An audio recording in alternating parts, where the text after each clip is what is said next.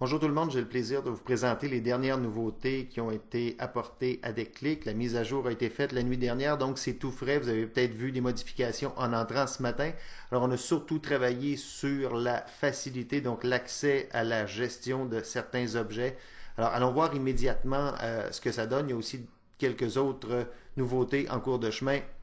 Allons voir ça. Je veux juste rassurer tout le monde, si vous êtes habitué d'utiliser des clics, ça ne changera rien à votre pratique. C'est simplement des petits ajouts, des petits raccourcis. On n'a pas modifié, on n'a pas fait de modification de fond. Allons voir. Alors, dès l'entrée dans des clics, il n'y a rien de nouveau sur le tableau de bord. C'est lorsque je vais entrer dans une activité, j'entre ici comme étudiant en cliquant sur le nom du groupe classe. Et c'est là que je vais voir les modifications. Donc, l'icône du petit crayon qui apparaît ici. Parce que j'ai les droits de gestion sur l'ensemble de ces objets-là, ben, je peux cliquer sur le petit crayon et, par exemple, ici, accéder directement au gestionnaire de contenu web pour un contenu ou aux propriétés d'un objet. Dans le cas d'un forum, on retrouve aussi ce même petit crayon dans l'échéancier pour aller modifier les propriétés d'une échéance. C'est la même chose qu'on retrouve lorsqu'on est dans le gestionnaire d'activité, sauf que là, on l'a aussi lorsqu'on regarde le cours comme du point de vue de l'étudiant.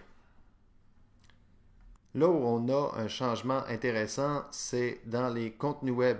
Par exemple, si je veux voir l'aide des clics, alors je clique dessus, alors je le vois comme un étudiant le verrait, comme vous le voyez lorsque vous cliquez sur l'aide des clics. Sauf qu'ici, comme j'ai les droits de gestion, je peux accéder donc directement au gestionnaire de contenu, mais je peux aussi modifier directement la page qui est en cours.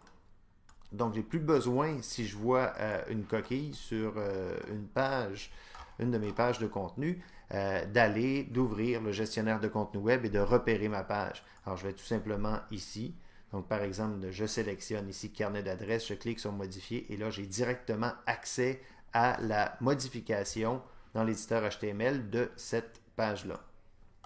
Donc, c'est beaucoup plus rapide pour éditer directement le contenu. Maintenant, voyons ce qui se passe quand on ajoute à une activité un nouveau contenu web. Alors, ajouter un contenu web. Comme d'habitude, il y a l'assistant qui s'ouvre sur un contenu web d'activité cette fois-ci. On garde tout ça par défaut. Et je veux avoir, par exemple, ce qui est par défaut, page en construction. Alors, je vais créer un modèle que je vais nommer test.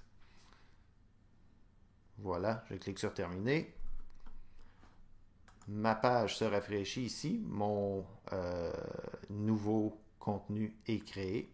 Alors, je clique dessus et j'ai ce nouveau message. Donc, ce contenu web est en construction, mais j'ai une commande qui me permet de l'activer. En l'activant, ça va devenir un contenu web dynamique avec un modèle graphique par défaut. Et là, je pourrai aller le modifier tout simplement. Et on termine par l'outil de statistique. Donc, dans le gestionnaire d'activité, pour chaque groupe classe, ici, j'ai le groupe qui s'appelle les coordonnateurs. Je clique sur statistiques et là, à côté, j'ai le nombre d'étudiants actifs, les fréquentations pour les évaluations, contenu web, forum, etc. Donc, tous les objets. Donc, j'ai des statistiques pour non seulement chaque élève, mais tout le groupe classe. Et si j'ai plusieurs groupes, je peux cliquer ici en bas sur statistiques et là, je vais avoir un portrait global qui est sommaire parce qu'on a regroupé tous les objets sous l'appellation ressources et on a placé les évaluations distinctes.